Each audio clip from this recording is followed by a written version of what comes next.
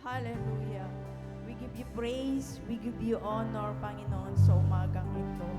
Ama naming Diyos na makapangyarihan sa lahat, patuloy kaming nagpapakumbaba, nagpapasalamat sa umagang pinagkaloob mo, Panginoon, sa amin, Panginoon. At patuloy mo kaming dinadako sa iyong iglesia at maranasan namin ang presensya mo, ang kapangyarihan mo, ang kaluwalhatian mo sa umagang ito. Salamat, Panginoon. Dalangin namin sa umagang ito. Linisin mo ang aming mga puso, anuman ang karumit kasalanan ng aming nagawa. Tunay, Panginoon, na ikaw ang nakakakita sa mga kasalanan ng aming nagagawa. Salamat sa pagpapatawad. Salamat sa pagtubos sa Diyos ng Kalbaryo na patuloy mo kaming minamahal, pinapatawad sa mga kasalanan ng aming nagagawa. Salamat, Panginoon. Patuloy namin pinagkakatiwala ang gawain ito mula simula hanggang matapos. Samahan kami ng Santong Espiritong Banal at mag-flow sa aming kalagitnaan. Maging ang maghahayag ng iyong banal na salita ng aming Pastor Peter Obiena, bigyan mo siya ng karunungan, itago sa iyong krus, Panginoon. Ang kanyang ipapahayag, Panginoon, ay ayon sa iyong kalooban. Maging kami na makikinig, buksan mo ang aming kaisipan, aming mga puso. Bigyan mo kami ng karunungan upang maunawaan namin anuman ang mapapakinggan namin na banal mong salita sa umagang ito. At pagkatapos ay may pahayag din namin paglabas namin sa iyong iglesia. Salamat, Panginoon. Pakabalutan mo nga ng iyong banal mong dugo ang iyong gawain ito at patuloy sinasawatan namin anuman ang gawa ng kaaway sa aming paligid, mga disturbances man ito, katamaran sa pagkikinig ng iyong banal na salita, malayong kaisipan, pagkabahabagahagi, out in the name of Jesus.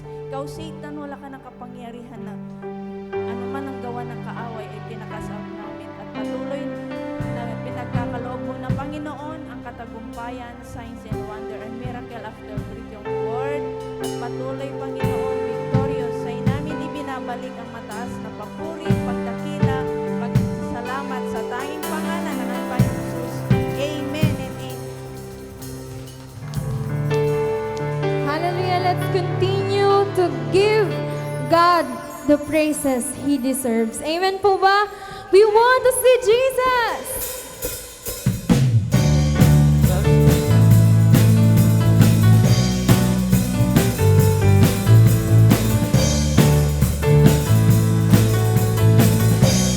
We want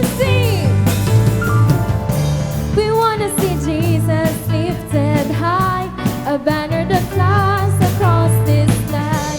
The Lord will not see the truth and know He's the way to. We want to see Jesus lifted high, a banner that flies across this land. The Lord will not see the truth and know He's the way to heaven. We want to see. We wanna see Jesus sing. We wanna see, we wanna see, we wanna see, we wanna see Jesus lifted high. Once again,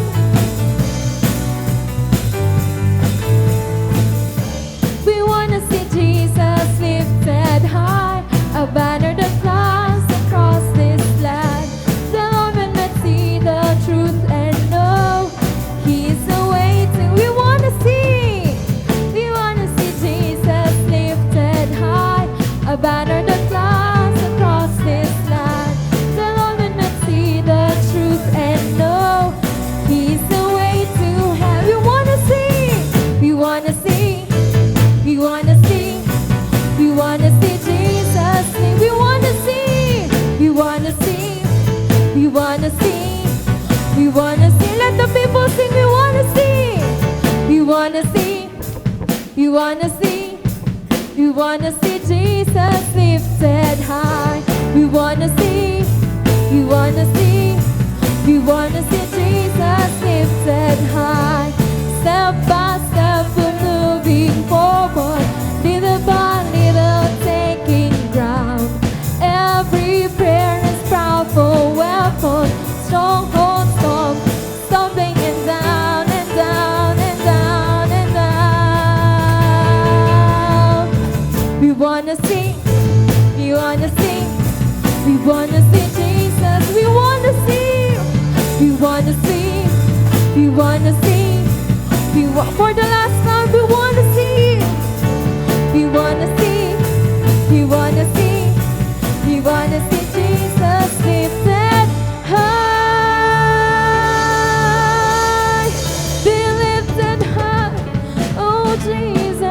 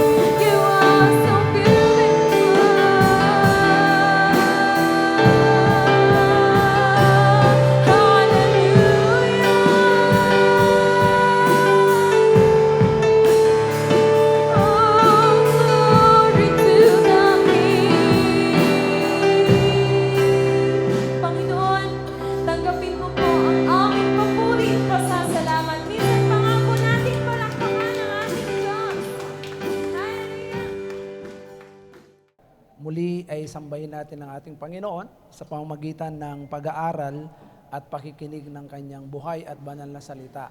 Okay?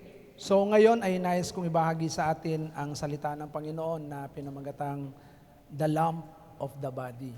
Pag sinabing lamp, ito yung ilaw ng katawan. So seeing clearly in a world of distraction. Dito sa daigdig na ito na ginagalawan natin ay punong-puno ng kumbaga sa yung daan mo ay bako-bako, yung daan mo ay masiit, yung daan mo ay talagang maraming magiging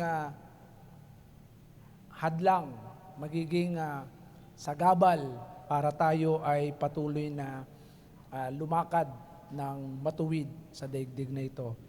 Makibukas tayo sa aklat ng Matthew chapter 6 verse 22 hanggang 23. So ang sabi ng ating Panginoon sa pamamagitan ng sulat ni Apostol Mateo ay, the eye is the lamp of the body, so if your eye is healthy, your whole body will be full of light. But if your eye is evil, your whole body will be full of darkness. Therefore, if the light within you has turned into darkness, how great is that darkness?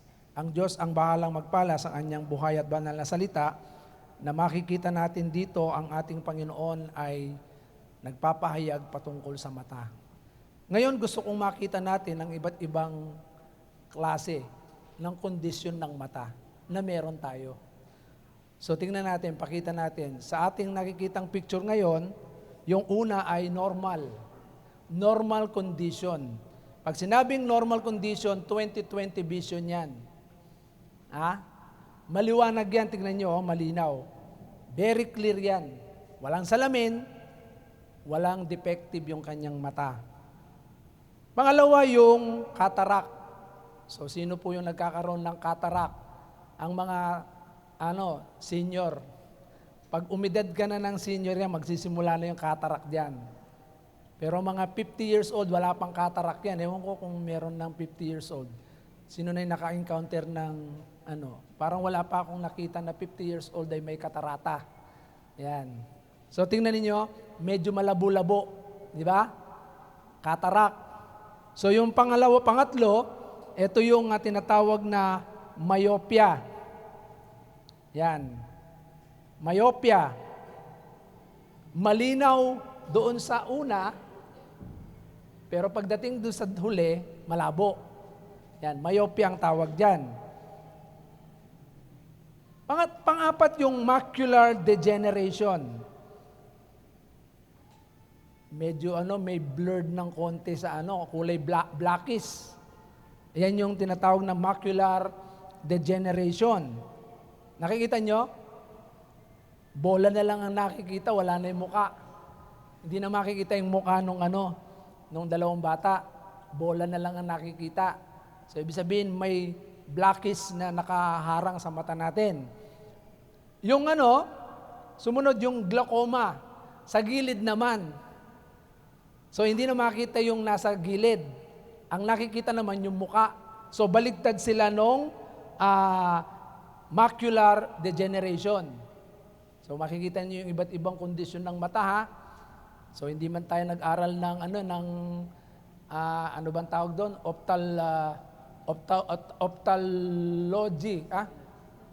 Ophthalmology, yan. Yung sa mata. Yan. At yung diabetic retinopathy. Yan, yung mga diabetic naman. Ayan, makikita nyo, pagka diabetic ka, halos parang may mga itim-itim na yan yung pag diabetic. Okay? Sumunod yung eye floater. Pag eye floater, ito yung may mga puti-puti kang nakikita sa gilid-gilid. Minsan pagka makikita mo yun, tatanggalin mo pero wala naman. Kala mo merong nakaharang doon sa mata mo na puti-puti, pero wala naman. Yung pala, ito yan. minsan nangyayari sa akin yan pagka puyat ako. Yung kulang ako sa tulog o kaya minsan sobra sa ano yan, kakabasa sa cellphone. Minsan nagkakaroon ka ng eye floater. At ito naman yung retinitis pigmentosa. May baboy na yung ano mo, yung mata. Retinitis pigmentosa, yung nakita nyo, konting ano na lang yung nakikita mo, itim na lahat yung nasa gilid. Ito yung merong retinitis pigmentosa. Okay? At yung isa, total blindness, bulag na. Puro blackish na. Wala ka nang nakikita, talagang ito yung bulag na. Okay? So, meron dito, dalawa pa na halimbawa, yung blurred and normal view. Ayan, madalas, minsan nagiging blurred yung mata pag bagong gising ka. Blurred pa yung paningin mo. Pero lumilinaw yan kapag nakakita ka ng tig-1,000.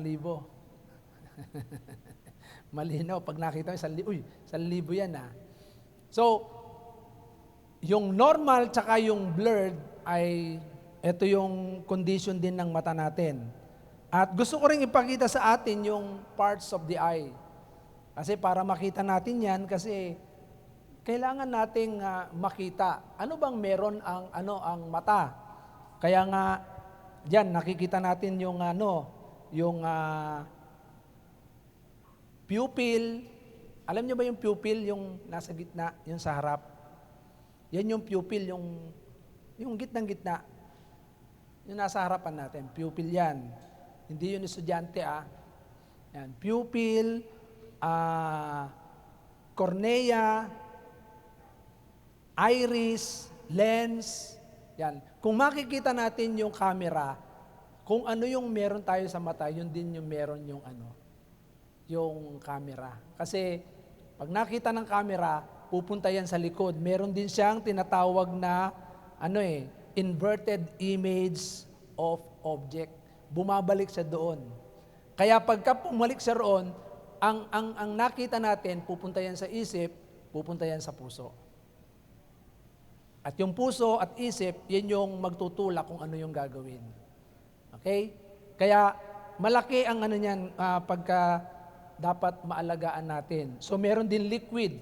Mahalaga ba yung liquid niyan? Kaya minsan, di ba yung mga tao na pagka na tumatanda na, wala nang liquid yun eh. Kaya yung iba, pinalalagyan nila. Kasi mahalaga yung pag-iyak. Minsan, inaalaw ng Diyos na umiyak tayo para malinisan yung mga mata. Totoo yun. Inaalaw ng Diyos umiyak ka. Kasi lumalabo na yung paningin natin. Physically and even spiritually. Kaya mahalaga yung liquid. Yung mga mata na walang liquid, alam nyo, may problema yon. So kailangan meron niyang liquid. Kaya nakalagay dito, ayan, mahalaga na maalagaan natin yung mata natin. So meron pang dalawang bagay na gusto kong makita natin. Ano ba tayo? Farsighted or nearsighted? Yan. Ano ba yung farsighted? Ang farsighted ay, ang tawag dito ay hyperopia. May hopia yung mata mo. Parang walang tumatawa Hyperopia ang tawag dyan. Pag sinabing farsightedness, malinaw yung nasa likod, malabo yung nasa unahan. Okay? Malinaw yung nasa likod, malabo yung nasa unahan. Parang sa akin, pag malapit, hindi ko nakikita yan, malabo. Pero pag nilayo ko yan, nababasa ko siya. Kaya kapag farsighted ka, maganda yan sa mga nagdadrive. Kay malayo pa lang nakikita mo na yung mga dapat mong makita. Pagka nearsighted naman, myopia ang tawag doon. Yung kanina, hyperopia. Ngayon, pagka nearsighted, ay myopia ang tawag. Parehas na may hopia pala yung dalawang yan. Okay? So, myopia. So, makikita naman natin dito kapag ka nearsighted, yung malayo, hindi mo nakikita, malabo, blurred. Pero yung malapit, nakikita mo yung malapit. So yun yung tinatawag na nearsighted. Kaya nga, kailangan nating ingatan yung mga mata natin para hindi tayo pumasok sa ganyan. Hindi ko lang nailagay yung dating tinuro ko noon na merong ding duling. Pag duling, doble kita. Pagka banlad, lihis kita. Di ba? Oh. Meron naman umiikot yung mata. Hirap kita. Kasi tumitirik yung mata. So, anuman kondisyon ng mata natin, kailangan nating pumunta sa mga dalubhasa dito. So physically, tayo ay pumupunta sa mga tinatawag na ophthalmologist. So ang tawag sa kanila ay ophthalmologist, doktor sa mata. Kaya tingnan nyo, may mga salamin tayo ngayon. So para i-correct yung mga mata natin na may diferensya. Pero mahirap merong salamin. Kasi pag may salamin ka, abala yan. Abala siya. Kaya nga, kailangan natin ingatan yung mga mata natin. Huwag nating abusuhin. Okay? So, dito si Victor Hugo, ay sinabi ni Victor Hugo na ang mga mata ay sumisimbolo sa lighthouses. Ano ba yung lighthouses? Ito yung mga nasa dagat. Di ba? Sino yung mga seaman dito? Si Pastor Tirso, seaman yan, di ba? Yung lighthouses, yan yung sumisimbolong mata. Yan yung nagdadirect doon sa barko. Pag walang lighthouses, lihis ang kanilang mga direksyon. So hindi sila makakarating doon sa kanilang paroroonan pag walang lighthouses.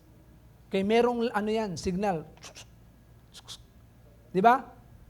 Pastor Tirso, di ba patay sindi yun? Pagka nagbibigay direksyon doon sa barko. Kaya nga, sabi ni Victor Hugo, the eyes, like lighthouses, send their beams into the distance. Malayo yun.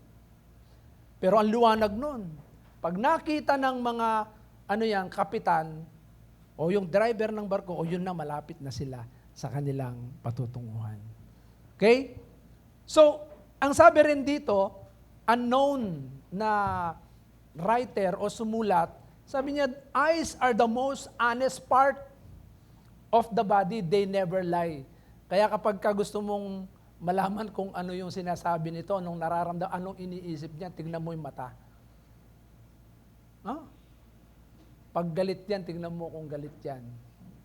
Tignan mo yung mata niyan. Pag nagtatampo yan, tignan mo yung mata niyan. Malalaman mo yan kapag merong it speaks the truth. Hindi pwedeng magsinungaling ang mata. Kaya kapag tinignan mo yung mata niyan, alam mo na kung ano yung sinasabi sa'yo. Amen? Kaya pagka masaya ang isang tao, makikita mo yan, nakangiti yung mga mata. Pag galit yung mata, pag galit yung tao, galit yung mga mata niyan, nanlilisik yan. Pag nagsisinungaling yan, hindi yan makatingin ng diretso. Pag nagsasalita, nasa tagilid yan. Okay? Hindi yan makatingin sa'yo kapag hindi nagsasabi ng totoo. Sasabihin mo, kamusta ka? Okay ka ba? Okay po. Pero ang totoo niyan, nakalis yung mata, hindi yan okay. Kaya tignan mo sa mata. Kaya ako pagkakausap ko yung mga anak ko, tinitignan ko yan sa mata. Pag alam kong nagkakaroon ng yung damdamin yan, hindi yan makatingin sa akin. May problema. Pero kapag kaya nakatingin yan, ibig sabihin, nakikipag-usap, yan? Face to face yan. Nakikita mo yung mata, masaya yan. Okay? So, totoo yung sinasabi nitong writer na eye are the most honest part of the body. Yan yung nagsasabi ng totoo. Okay? Hindi magsisinungaling, kaya yung mag-asawa, tignan mo sa mata kapag totoo yung sinasabi niya.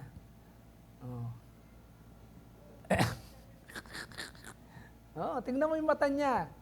Kung pagka nag-remit ng ano yan, ng sahod, oh, tingnan mo yung mata. Sabihin mo, ito lang ba? Tingnan mo yung mata kapag ka ano yan. Oh. Basahin mo yung mata niyan. Sabi ng isa pang unknown writer, when I look in your eyes, I feel like home. Like I'm home. So ibig sabihin, talagang mararamdaman mo sa mata kung ano yung sinasabi niya. O pag bumisita ka, pumunta ka sa isang ano, pag yan, tinignan ka ng patagilid niyan, at hindi yan tumingin sa'yo, dumating ka, ibig sabihin, hindi masaya yan na dumating ka. At hindi ka hinarap, ayaw kang makita. Pero kapag ka nakita mong ano yan, sumalubong sa iyan at makikita mo naman sa mata niya kung talagang welcome na welcome ka. Pero kapag hindi ka welcome yan, hindi ka haharapin yan. Kaya ako, sanay na ako dyan eh. Kahit saan ako pumunta, tinitingnan ko yung mata niya. Pag yung mata niya, talagang, ano yan, mararamdaman mo ang isang taong masaya, mababasa mo sa mata niya. Amen? So, totoo yung sinasabi nitong unknown writer na ito. So, the health of the eye seems to demand a horizon. Sabi ni Ralph Waldo Emerson. So, kailangan talaga ng tinatawag na ano, ang mata natin ay maalagaan. Kailangan healthy yan. Amen? Physically and spiritually. Physical eyes and spiritual eyes. Kailangan healthy yan. Amen? So, several verses in the Bible discuss the eyes, often using them as metaphors for, spiritual understanding. Yung mata kasi natin, mahalaga yan. Kapag ka meron kang tinatawag na bukas ang ating mga mata spiritually, hindi mo kayang buksan yan. Only God can open that. Ang Diyos lang ang pwedeng magbukas niyan. Kaya yung mga taong bulag sa katotohanan, walang Kristo, hindi nila alam yung mga ginagawa nating ito. Hindi nila alam. Yung sumamba, hindi nila alam yan. Kung ano yung kalooban ng Diyos, di rin nila alam yan. Kasi bakit? Bulag sila sa katotohanan. Kaya nga, dito, kapag ang isang tao ay healthy ang kanyang mata, kaya nga sabi ng Panginoon, maliwanag ang buhay ng taong healthy yung mata. Pero yung taong wala ring focus, makikita natin dyan, focus yan.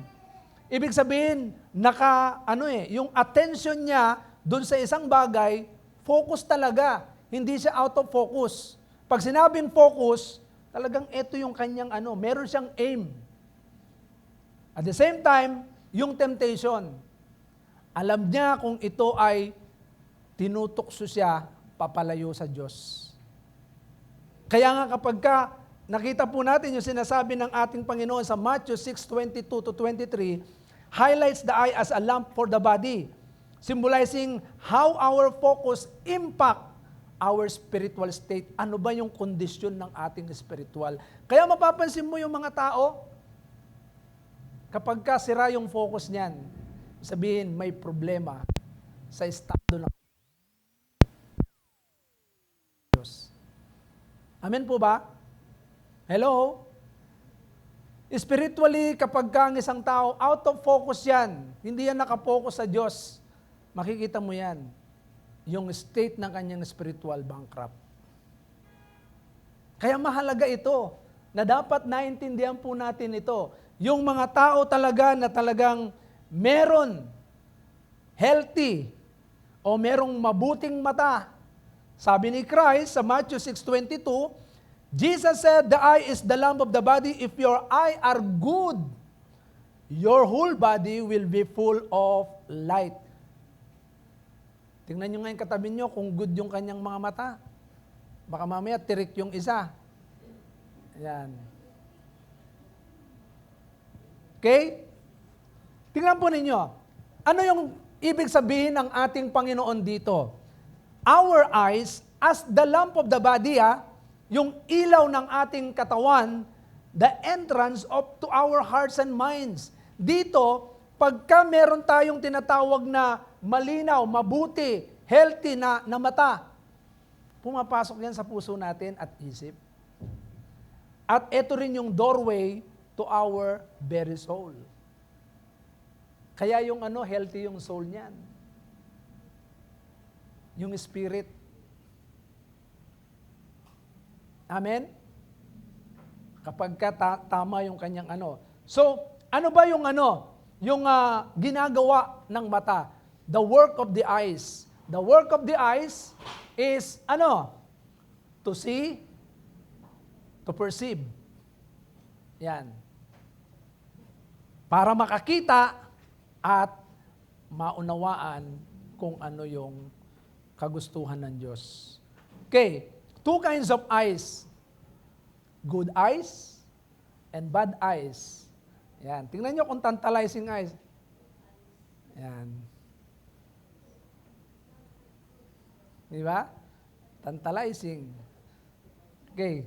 So the good eyes, ito yung sinasabi rito, kapag ka ikaw ay meron tinatawag na good eyes, you see well. Maganda yung yung nakikita mo and you perceive well. Maganda yung perception ng mata.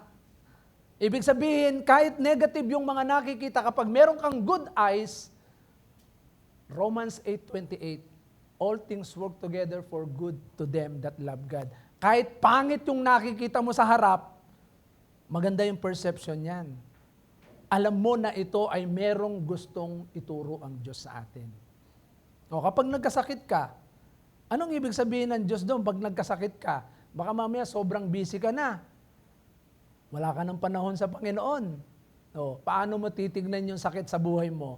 Di ba? Di ba pinagpapahinga ka ng Panginoon? Hindi ka magpapahinga na tulog ka lang, wala kang gagawin. Pinagpahinga ka ng Panginoon para makipag-usap sa Kanya. Di ba? O. Baka mamaya inisip natin, ay nagkasakit ako, baka makasalanan ako. Hindi eh. Bakit tayo nagkasakit? Gusto ng Panginoon, makipag-usap ka sa Kanya. Anak, busy ka na. Bigyan nga kita ng sakit. Lord, salamat sa sakit. Kasi nakapagpahinga ako sa iyo. Di ba? Walang pera. Pag wala kang pera, how do you see that? Pagka meron kang tinatawag na good eyes, makikita mo, Lord, salamat. Kasi ito lang yung pera ko. Alam ko, you will supply all my needs. Di ba? Ganon dapat yung ating Pagka ikaw merong good eyes, you perceive well. Kasi, that makes the difference between godliness and ungodliness, between light and darkness. Yung kaibahan ng godly at ungodly, yung light and darkness, kaibahan ng nasa liwanag at nasa dilim. Kaya nga ito yung kaibahan. Kapag ikaw ay merong good eyes, no matter what, anuman yung mga bagay na nakikita mo sa paligid mo, lahat yan ay may layunin ang Diyos. Ganon ang isang merong good eyes. Hello? Kaya sinasabi ng Panginoon ito, para bawat isa po sa atin ay talagang magkaroon ng tinatawag na good eyes. Ano pa ang ginagawa ng mata? Our eyes can be used to see that which is good or evil. So yung mabuti at masama. That which is beneficial or harmful. So nakikita ng mata, yung mabuting mata, alam niya kung ito ay beneficial sa'yo. Gagawin ko ba to o hindi? Yan. Beneficial ba to sa akin o hindi? Yan. O bigyan ko kayo ng example, si Jeng. Siya yung chairman ng SEPAS. Dahil alam niya kung ano yung aking prinsipyo, unahin mo ang Diyos, higit sa lahat. Mahalaga yung kanyang meron siyang duty doon. Saan? Doon sa hospital sa Santa Cruz, Laguna. Pero nag-pray ako sa kanya. Kagabi nag-chat siya, sabi niya, Daddy, uwi ako. Sabi ko, hindi ko siya pinipilit na umuwi o umaten ng Sunday service. Siya mismo, iba po kasi yung conviction ko eh. So nag-pray ako. Sabi ko sa Panginoon, Lord, i-bless mo si Jeng. Hawakan mo yung kanyang ospital na pinapasukan. Patunayan mo na inuna kanya. Kasi eto yan eh. Tingnan po ninyo yung prinsipyo. Kasi eto na yung naging prinsipyo, how I see things. Pag ang mga bagay na nawawala, hindi ko masyadong binibigyan ng importance. Mas binibigyan kong importansya yung merong benepisyo sa atin. Tandaan po natin, ang pagdalo sa gawain ng Panginoon, first and foremost, yung pagsamba. Pagsamba, dapat hindi ka mapigilan doon. Kaya nga, alam nyo ba na merong mga ibang mga relihiyon na hindi mo sila Hindi mo sila mapipigilan pagdating sa kanilang relihiyon. Sila, mali yung kanilang pinaniniwalaan, pero pagdating dun sa pag-execute ng kanilang pananampalataya, talagang iba eh. Hindi mo mapipigilan yung pinag-usapan pa lang namin kanina ni Pastor Tirso. Pagka talagang oras nila, walang makakapigil sa kanila. Kaya nga, tingnan nyo, inunan niya ang Panginoon, Matthew 6:33. Tingnan nyo maigi yun. Pagka naintindihan natin, Matthew 6:33, but seek ye first His kingdom. Pag sumikapan mong pagarian ka ng Diyos at ang kanyang katwiran at idadagdag niya lahat ng kailangan mo. Mga kapatid, kapag inuna mong maghari ang Diyos sa buhay mo, lalo na sa pagsamba, anuman ang sitwasyon, anuman ang panahon, anuman ang kondisyon, kapag inuna mo siya na maghari sa iyo, at yung katwiran niya ay naghari sa atin, anumang kailangan mo, ibibigay ng Diyos. Idadagdag niya yun. Totoo yun. Amen po ba? Tingnan niyo ako. During the time na ako'y nagtatrabaho, sabi sa akin nung boss ko, 3-in-1 Meron nyo, driver na. Ano pa? Ano bang tawag doon? Ahente. Tapos collector pa. 3-in-1. Tapos sahod ko lang 300. Di tiba-tiba yung boss ko noon.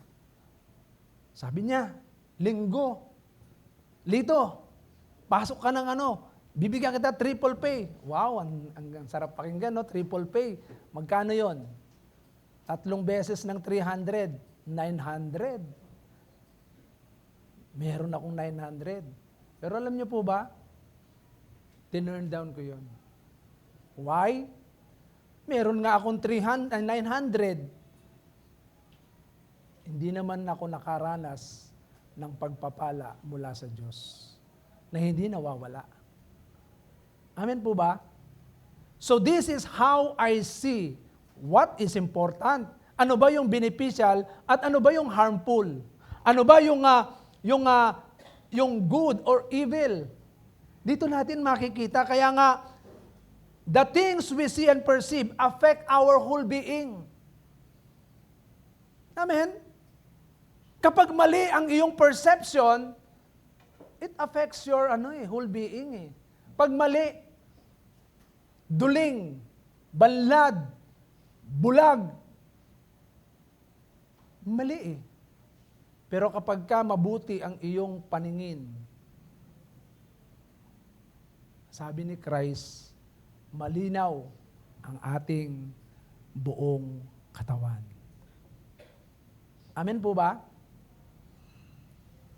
Kaya nga, ganito natin tignan ang ating buhay sa daigdig na ito. Kapag mabuti ang ating paningin, tandaan niyo yan. Kapag ang tingin mo sa isang Kristiyano, sumusunod yan sa Diyos, hindi yan lugi. Kahit bali-baligtarin mo ang sanlibutan. Walang lugi na Kristiyano na sumusunod sa Diyos. Amen po ba? Walang kawawang Kristiyano na sumusunod sa kalooban ng Panginoon. Kasi bakit? Nakikita niya ang Diyos niya. Tingnan nyo nga, Shadrach, Meshach, Abednego, si Daniel, nung time na si Daniel ay dalhin doon sa mga leon, itinapon ng mga kalaban niya doon sa leon. Kasi dahil si Daniel 3 beses manalangin sa loob ng isang araw. Si Shadrach, Meshach, Abednego, sabi pagka tumunog yung kailangan sumamba sila sa Diyos na ipinatayo ni Nebuchadnezzar during that time. Alam nyo ba na sabi nitong mga to, iligtas man kami ng Diyos namin o hindi, hindi pa rin kami sasamba sa Diyos-Diyosan mo. This is how they see. Hindi pwedeng baliin ang kanilang pananampalataya sa Diyos na buhay. Hindi pwedeng mabago. Amen po ba? Hello? Hindi pwede. Kasi bakit? Nakita nila kung sino yung tunay na Diyos nila. Ganun sila. Hindi pwedeng baguhin, hindi pwedeng ilihis yung kanilang buhay. Hindi pwedeng diktahan yung kanilang pananampalataya. Kasi bakit? They see the true living God sa kanilang buhay. Kaya sa bawat isa po sa atin, paano mo tignan ang mga bagay sa buhay mo? Pastor, ang daming problema. Titignan mo ba yan, problema? Ang Diyos. Mas malaki pa ba yan sa Diyos mo?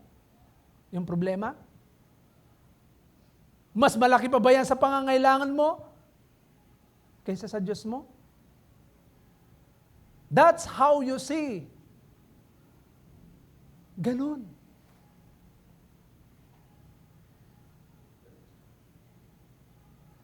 Mga kapatid, tingnan niyo po sa kapurihan ng Panginoon. 4 yung nag-aaral namin. Sabi ng mga anak namin, kumakain kami. Hadi, Mami, kailangang magtrabaho kami. Sabi ko sa kanila, walang magtatrabaho, mag-aral kayo, pinag-aaral kayo. Mag-aral kayo. Alam niyo kung bakit sinabi ko yon? Nakita ko kung sino ang Diyos ko eh.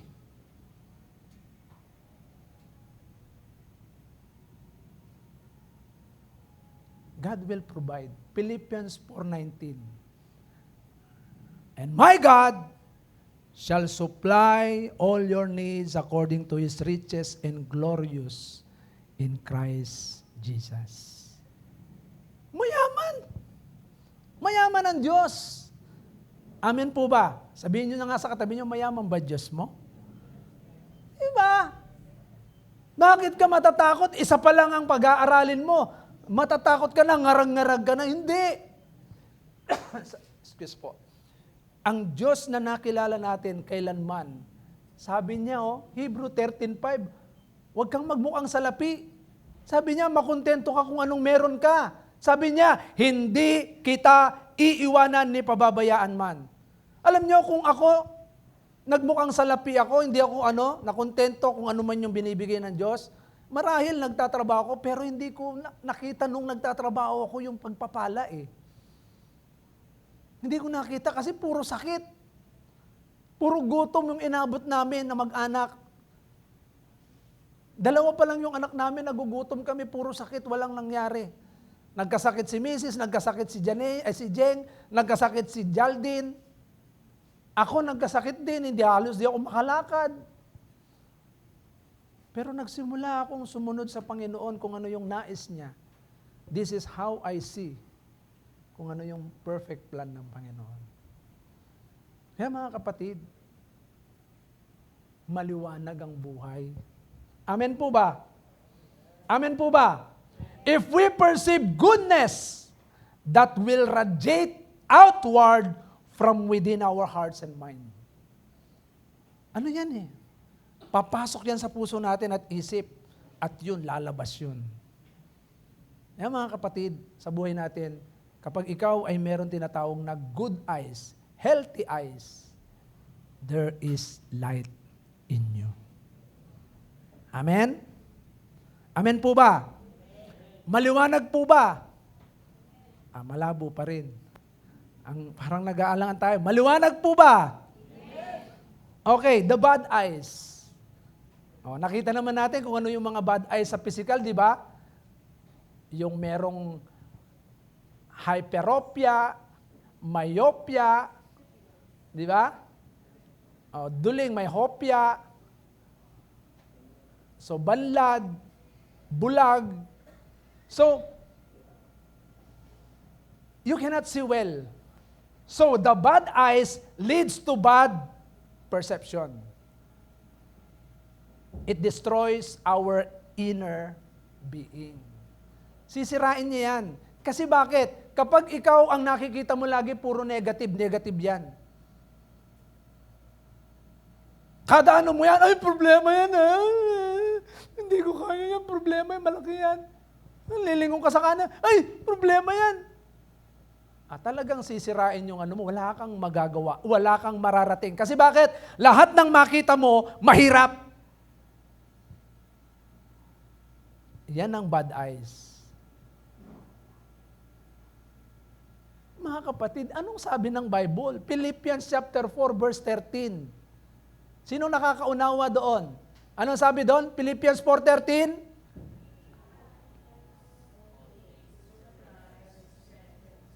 Who strengthens me? Sino nagpapalakas? Si Christ. Magagawa mo ba lahat? Ha? Ano sabi doon? I can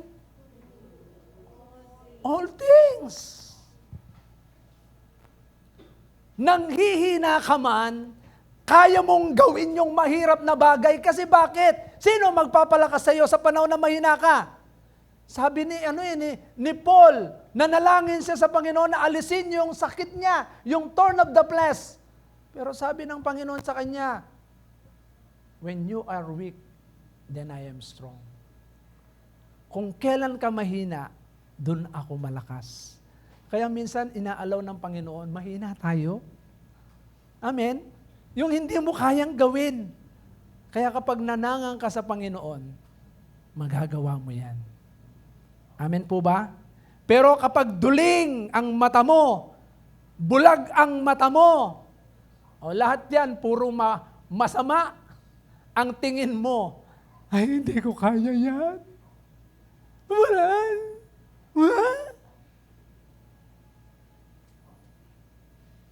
Meron po ba sa atin ganon? Hello? Tingnan niyo yung katabi niyo, baka mamaya tanongin niyo, ganon ka ba kapatid?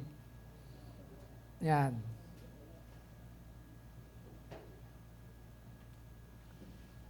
So, yung bad eyes, nakita naman natin kung ano yung bad eyes, di ba? Allowing our eyes to linger on evil. Ibig sabihin, masama yan. Lahat ng makita niya masama. We are so affected by what we see that darkness actually begins to emanate from within and can corrupt us and those around us.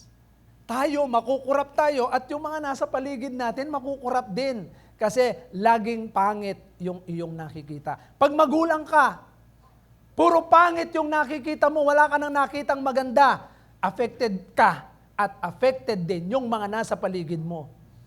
Amen po ba? Parang ganito lang yan. Yung mag-share ng gospel sa mga tao na matigas ang puso, ay pagka negative ang nakikita mo doon, hindi mo masyasaran yan. Bakit? Matigas ang puso niyan. Ayaw makinig. Pagka gano'n ang iyong perception, bad eyes, you will be corrupted. Hindi mo magagawa yung iniutos ng Panginoon na make disciple. Amen? Bakit? Nauna na yung takot mo eh. Ay, hindi ako pakikinggan itong mga to eh. Mga kapatid, kapag ikaw ay meron tinatawag na tapang, yung tapang mo, ibig sabihin, meron kang good eyes, nakikita mo yung kayang gawin ng Diyos. Pero kapag bad eyes, you will be corrupted and around you also. Hindi mo magagawa yung discipleship. Amen? Kaya nga bakit ko sinasabi kanina? Bakit ako nagsasabi sa inyo, lagi ko kayong binibigyan ng instruction. Ito gawin nyo, ito ganyan, ganyan, ganyan, ganyan. Bakit? Kasi sa mga instruction na yan, kapag nakikita nyo yung ganda niyan, mangyayari yung kalooban ng Panginoon. Tingnan nyo, sabi ko nga kanina, yung mga kababaihan, hindi lamang isa ang mag-i-invite. Kung lahat kayo mag-i-invite ng tig-isa lang, meron kayong alam. Pastor, hindi namin ma-invite eh. Tigas ng puso eh. Pag ganun kang tumingin sa isang bagay, at hindi ka tumingin sa Diyos, you are corrupted. Hello po. Mga kapatid, tignan mo ang gayang gawin ng Diyos. Lagi kong papaalala sa inyo, nung time na tayo ay magmi-mission sa Tarlac, ang ating every Sunday na tithes and offering noon, 150. Magkano gagastusin natin sa Tarlac? 2,000. Kailangan natin ng 2,000 para makarating tayo sa Tarlac at makauwi. Makapag-mission doon. Nag-meeting tayo, pinag-usapan natin, then we pray. Sabi natin, kapag tayo binigyan ng Diyos ng 2,000, then go. Sabihin kalooban ng Diyos. Praise the Lord. Pero nyo, from 150 ginawa ng Panginoon na 2,000, nakarating tayo doon. Every Sunday na yon. Bakit? Kasi humakbang tayo eh. Meron tayong gagawin para maakay natin yung mga tao doon. Amen po ba? Eh kung hindi tayo humakbang noon, sa tingin nyo kaya makakapag-church planting tayo doon? Hindi.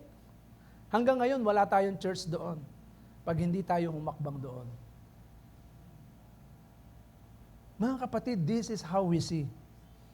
Kaya nga, kapag ka negative palagi ang ating mga nakikita, hindi natin magagawa kung ano yung kalooban ng Panginoon. Kasi bakit? Sabi ng ating Panginoon sa Matthew 6:23, but if your eye is evil, pag masama yung ating mga paningin, yung mata natin, lahat ng makita niyan puro negative, your whole body will be full of darkness.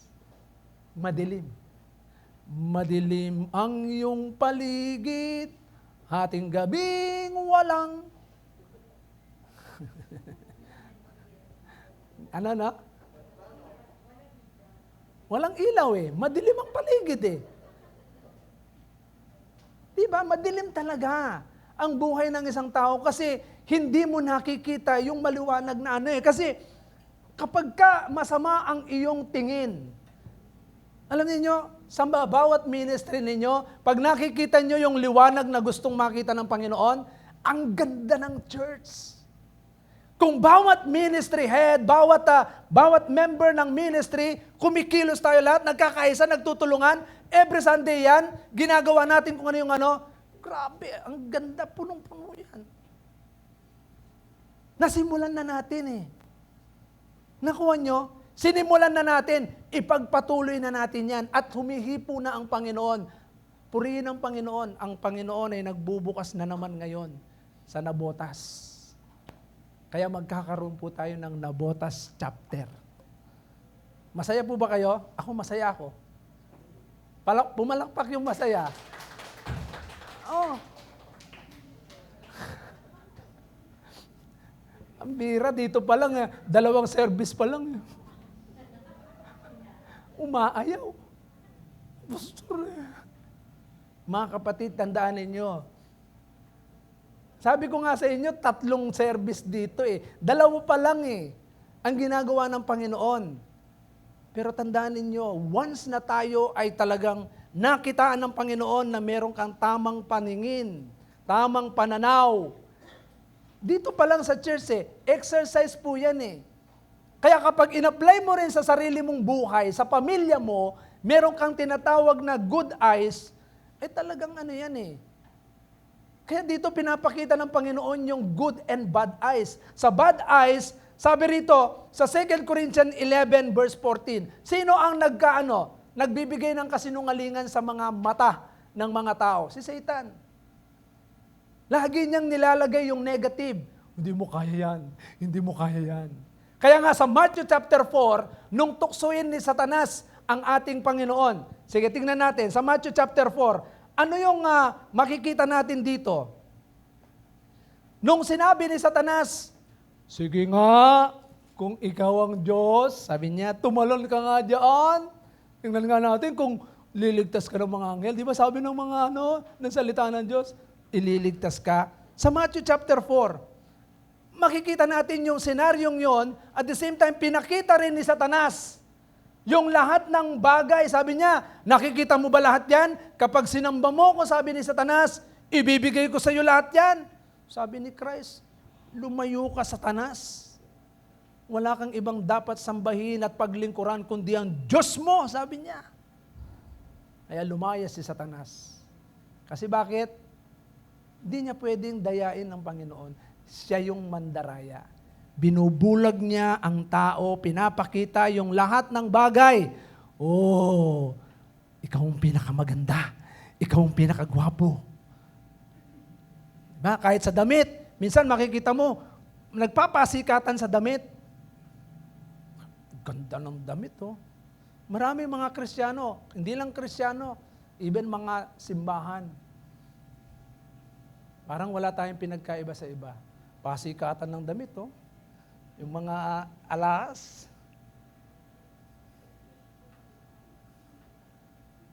Yeah. Pinapakita yung ano eh. Puro naninilaw na eh. Di ba? Ako naninilaw yung leeg ko. Yung kwelyo. Di ba? Yun eh. Yun yung pakay ni Satanas sa mga Kristiyano. Kaya nga sa atin, si Satanas, he is a great liar. He parades before us all manner of evil, from the deluge of pornography, on the internet, to the endless barrage of the world's goods that appeal to our materialistic impulses. Nagiging materialism ang tao. Di ba? Sa totoo lang, pasikatan. Sa atin hindi tayo yung sa cellphone, marami kang makikitang mga bagay na mahuhook ka doon eh. Oh, 'di ba? Yung TikTok. Sino yung mga mahilig mag-TikTok? Bato-bato sa langit. Sa susunod, wag na kayong magti-TikTok ha. Sabi ng Panginoon kay Satanas, lumayo ka, Satanas, wala kang ibang sasambahin at paglilingkuran kundi ang Diyos mo.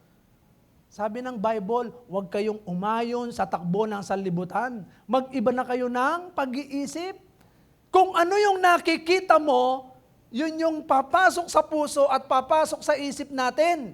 Kaya kapag naisip mo, uy, galing ng ginagawa nila, oh. Tingining-ngining. Tingining. Hello? Dapat lahat ng ginagawa natin, kung ikaw ay magpo-post doon sa internet o sa Facebook, mag-post ka na maluluwalhati ang Diyos. Amen po ba?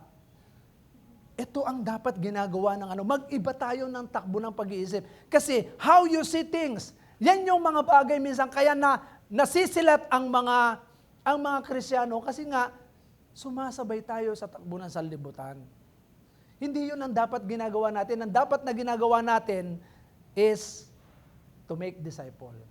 Paano mo i-disciple yung kung ikaw?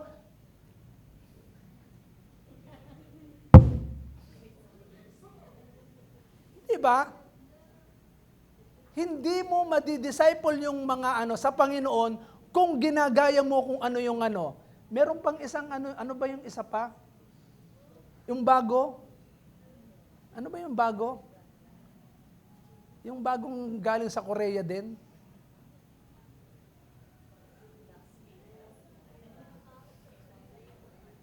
Yung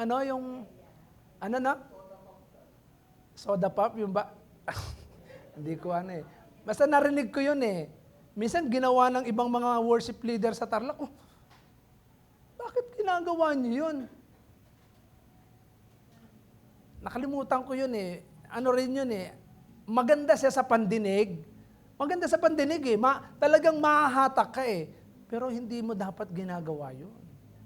Ganun si Satanas. Talagang sa pandinig mo maganda. Tapos yung pa niya, yung beat niya, talagang mapapasabay ka eh. Mga kapatid, hindi tayo dapat ganun.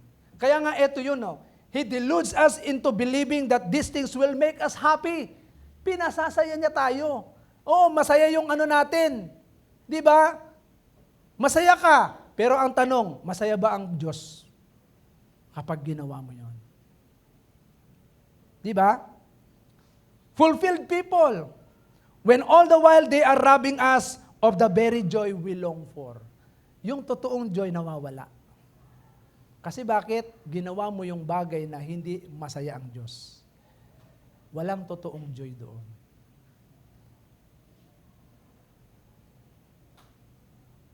Wala ka sa pagsamba at gumagawa ka ng mga bagay na kung saan hindi mo sinasamba ang Panginoon. Pastor, nag-aaral ako pastor, marami akong assignment. Pastor, naghahanap buhay ako. Tandaan nyo palagi, pag ikaw ay nasa pagsamba, pag araw ng pagsamba, sumamba ka. Huwag mong kalilimutan yun. Kasi bakit? Yun yung gusto ng Panginoon. How you see yung mga distraction sa paligid natin. Maraming distraction. Yes, totoo yan. Pag hindi ka marunong mag-perceive ng tama at mali, pag hindi ka marunong mag-perceive ng beneficial or harmful, pag hindi ka marunong mag-perceive ng good or evil, siguradong maapektuhan tayo. So tingnan ninyo, He wants us to allow more and more darkness into our minds through the books we read, the movies we watch, and the images we allow our eyes to linger upon. Yan yun. Dami. Dami niyang pinapakita sa atin. Papakita niya sa atin na, wow, mapapawaw ka. Wow. Ang tanong, napawaw ka doon. Si Lord kaya napawaw kaya sa atin? Tingnan ninyo, sa 1 John chapter 2 verse 16, the lust of the eyes.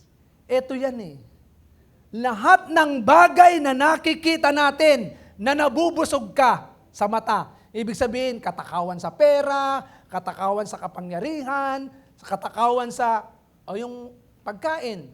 Uy, nakita mo, sarap niya na. Kumuha ka pagkadami-dami. Gluttony, kasalanan yun. Yung takaw mata.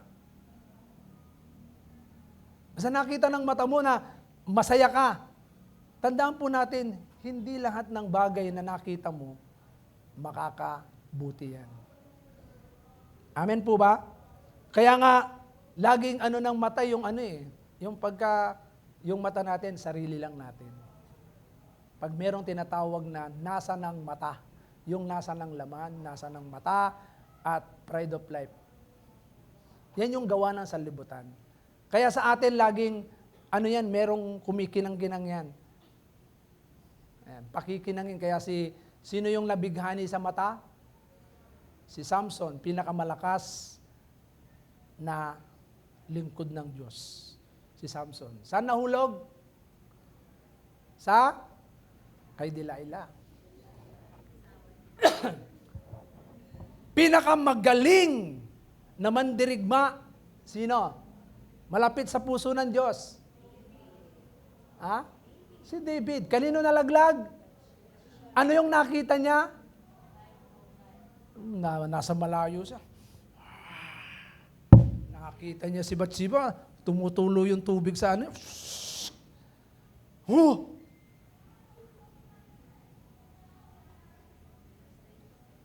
Pinakamatalinong lingkod ng Diyos sa Bible. Saan nahulog? Saan nahulog? Asawa niya. Ilan? 1,000. Yun yung mga naglihis sa kanya doon sa Kasi bakit? How he perceived.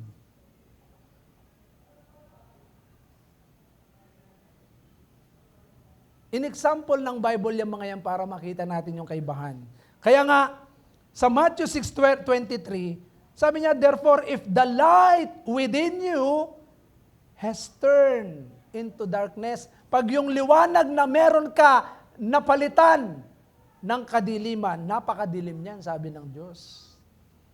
Mga kapatid, hindi dapat mapalitan yung liwanag na meron ka. Kung ikaw ay nakakilala na kay Christ, magpatuloy ka kay Christ. Ngayon, paano natin talaga makikita yung tunay na liwanag?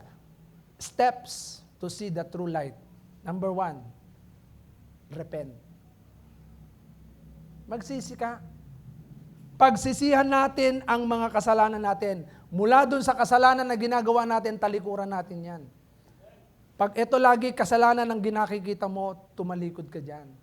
Tignan mo ang Diyos. Amen? Repent. At manalangin ka sa Panginoon, Lord, open the eyes of my heart.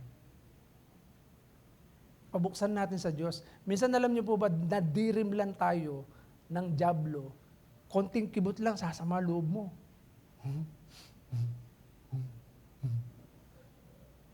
Nag-iiba ka, nag-i-incredible Hulk ka. Tandaan po natin, how you see things. Tandaan po natin, only God can cleanse us. Only God can forgive us. Only God can open our spiritual eyes. Sino yon? Si Christ. Sabi ng John 8:12, I am the light of the world. Ako ang ilaw ng sanlibutan. So ibig sabihin, kung si Christ ang ilaw ng sanlibutan, tignan mo yung ilaw. Di ba sabi nga doon, di ba? Ang mata ang ilaw ng katawan. So ibig sabihin, yan yung nagsisignal. Malayo pa lang para marating mo yung bagay na dapat mong marating. Lighthouses. Nagsisignal yan. Kapag si Christ ang tinignan natin, kasi siya yung ilaw, maliliwanagan tayo. Kasi sabi ng Panginoon, no, the one who follows me will never walk in darkness, but will have the light of life. Pag sumunod tayo, tinignan mo si Christ, maliliwanagan ang buhay. Maliwanag ang buhay ng taong nakatingin at sumusunod kay Kristo. Maniwala po kayo, yung taong sumusunod kay Christ, maliwanag ang buhay. Amen? Sabi ng Psalms 121, verse 1 and 2, I lift up my eyes. Saan? Sa Diyos. Sabi niya, my help comes from the Lord, maker of heaven and earth. Nakatingin ako sa lumikha ng langit at ang lupa, ang Diyos. Doon naggagaling yung tulong na meron ako. Kaya nga, every time, how I see yung mga destructive na meron sa hindi yan ang tinitingnan ko ang Diyos. I look beyond. Amen po ba? Yun yung faith. Tignan mo ang Diyos. Saan nanggagaling yung tulong mo? Sa taas. Ang Diyos. Proverbs chapter 4 verse 25, let your eyes look directly ahead. Fix your gaze straight in front of you. Tumingin ka lang diretso. Huwag kang titingin sa kaliwa, huwag kang titingin sa kanan, huwag kang titingin sa likod, huwag mong titignan ang sarili mo. Bakit? Kapag tumingin ka sa kaliwa, sa kanan, sa likod, binalikan mo yan, madi-discourage ka. Pag tinignan mo yung sarili mo, maaawa ka sa sarili mo. Di ba? Kawawa naman ako. Hirap na ako. Di man lang ako tinutulungan ng mga to. Yung mga anak ko, pagod na ako. Pag yun ang tinignan mo, kawawa ka nga. Tumingin ka sa Diyos.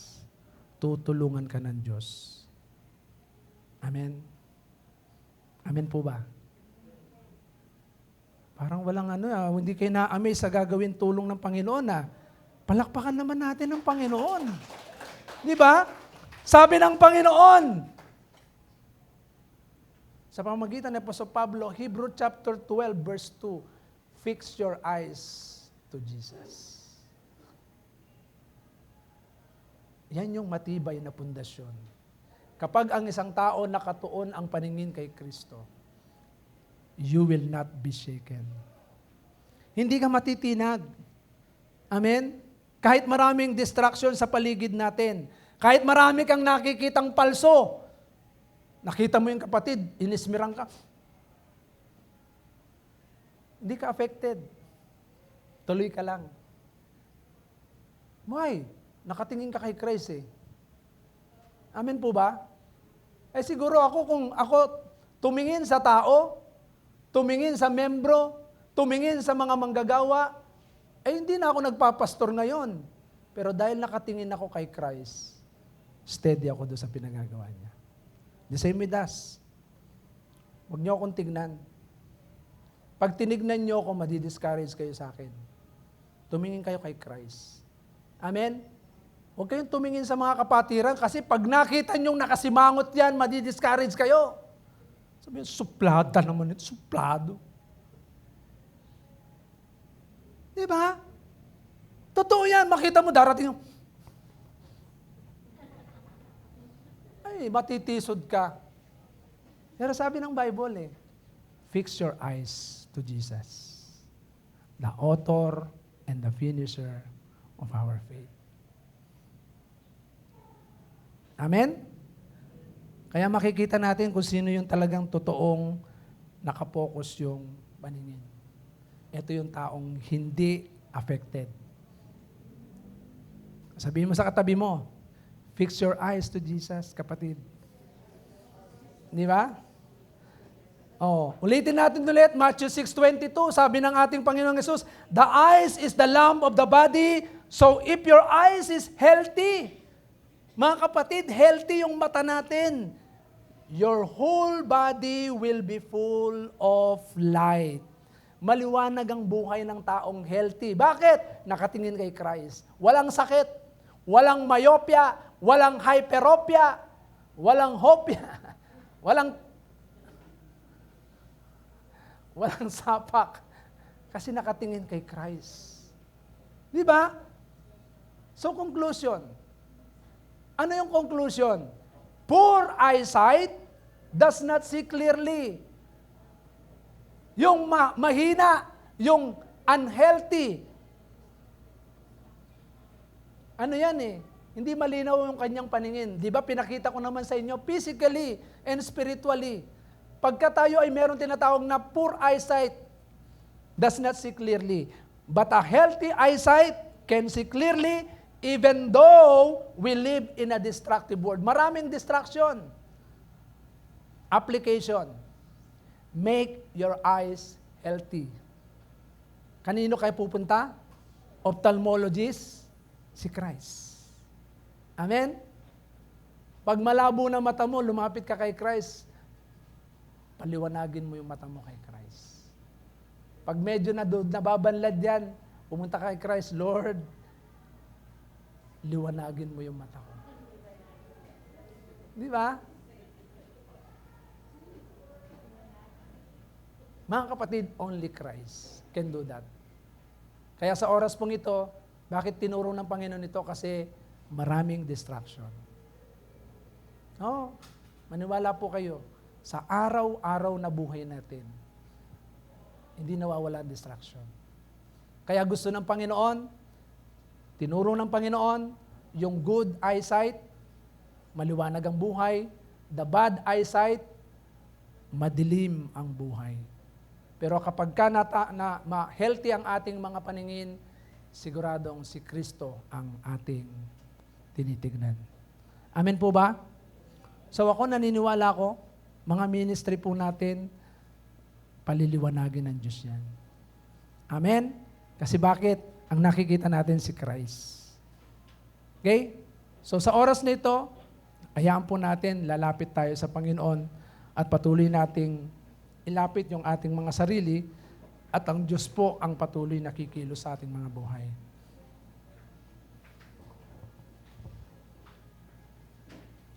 Habang inaawit natin ang awit na ito, hayaan po natin na allow the Spirit of God na patuloy na siya yung kumilos sa atin. So habang inaawit natin to, patuloy nating tingnan ang ating Panginoon.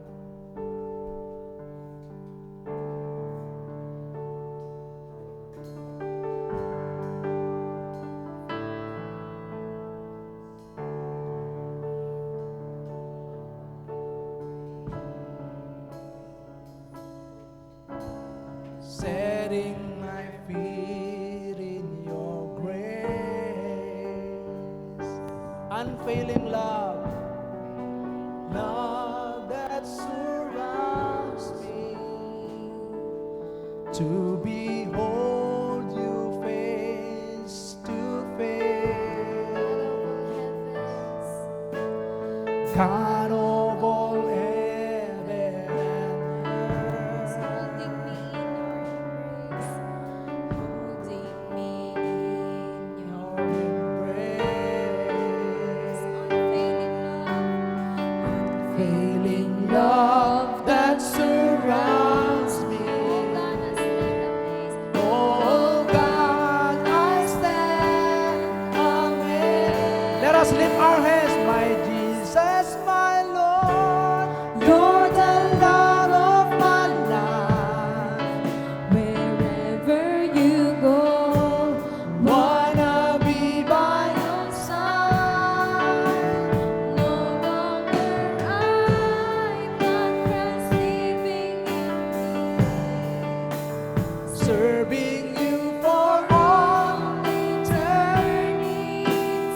My eyes Set on you, in this race that I run, no longer my ways. go my ways. Let your will be done. Make me a servant, my heart's ever true. Leading to the cross, I run. my Jesus, my Lord. My Jesus, my Lord. You're the love of my life. Love of my life. Wherever you go, wanna be by your side. No longer I, but Christ living in me. Serving you for all eternity.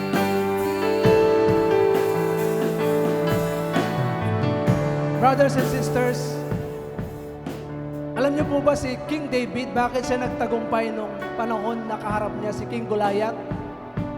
Si Goliath, hindi niya tinignan na malaki si Goliath. Tinignan niya ang Diyos na malaki sa kanyang buhay. Sa buhay mo, gaano kalaki ang problema mo? Mas malaki ba ba yan sa Diyos mo?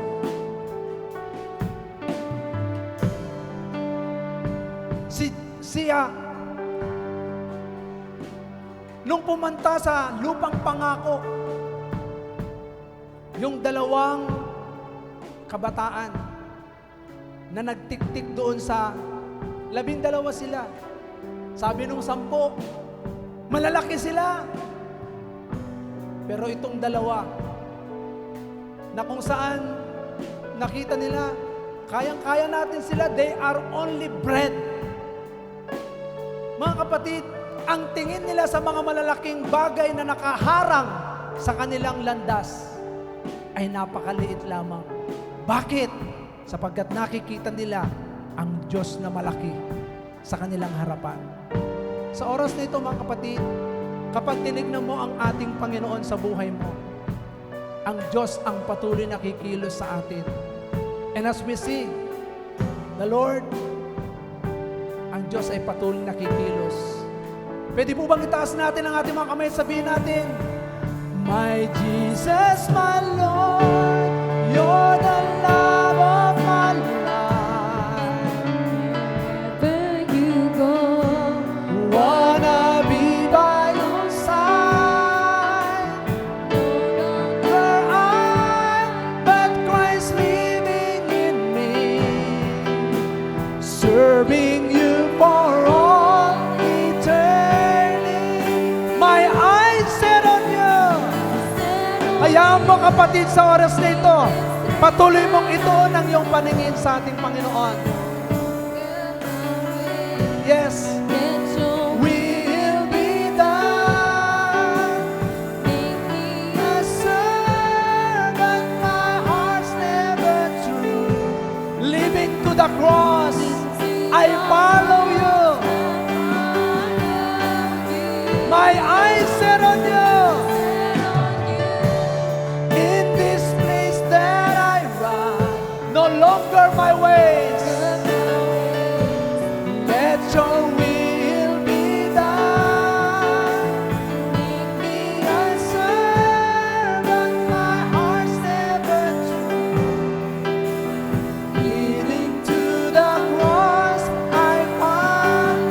my eyes set on you. Set on you. In this place that I run, no longer my ways.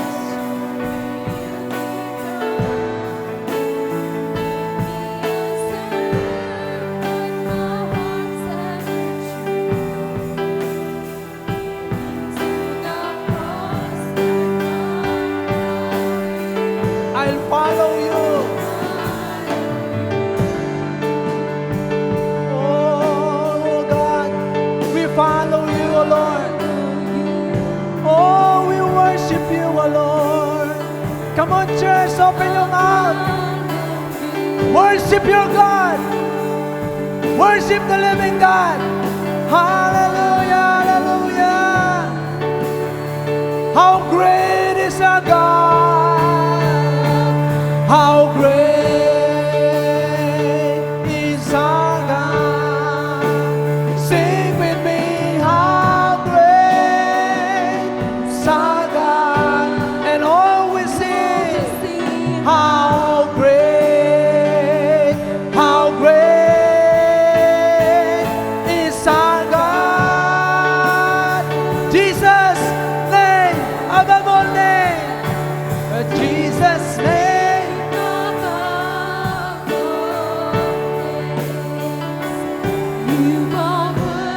Let us declare Jesus in our lives. Hallelujah, Panginoon. Mas malaki ka, Panginoon, sa aming mga problema. Mas malaki ka sa pangangailangan, O Diyos, ng iyong mga anak. How great is my God! How great is my God! Sing with me, how great is our God! Lord, we see how great is our God. Jesus' name above all names. Jesus' name above all names. You are worthy. You are worthy of our praise. And my heart will sing. And my heart will sing, How great is our God. Come on, church, and let's declare Jesus' name above all names. Jesus' Name above all names. You are worthy of our praise. And my heart will sing. And my heart will sing. how great is our God. Jesus' name. Jesus' name above all names. You are worthy. You are worthy of our praise. And my heart will sing. How great is our God. You are so great, Jesus. Hallelujah. We want to see Jesus lifted high.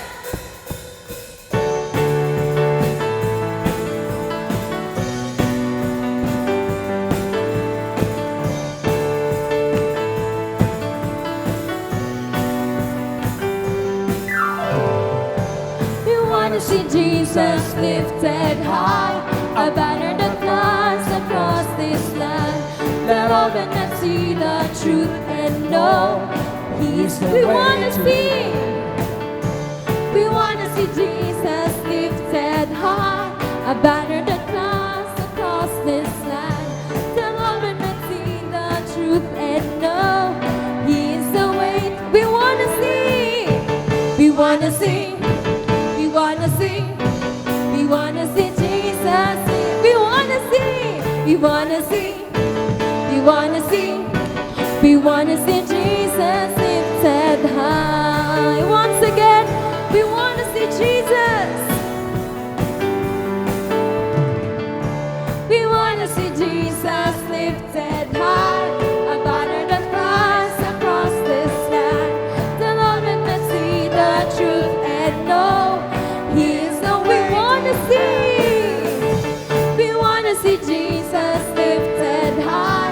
a banner that flies across this land. That all men might see the truth and know He is the way. We wanna see, we wanna see, we wanna see, we wanna see Jesus. We wanna see, we wanna see, we wanna see, we wanna see Jesus. Step by step, step by step, we're moving forward, little by little, taking ground. Every prayer is powerful weapon, strongholds come, stumbling and down and down and down and down. We wanna see, we wanna see, we wanna see, we wanna see Jesus. We wanna see, we wanna see, we wanna see, we wanna see. For the last time, we wanna see, we wanna see, we wanna see, we wanna see Jesus.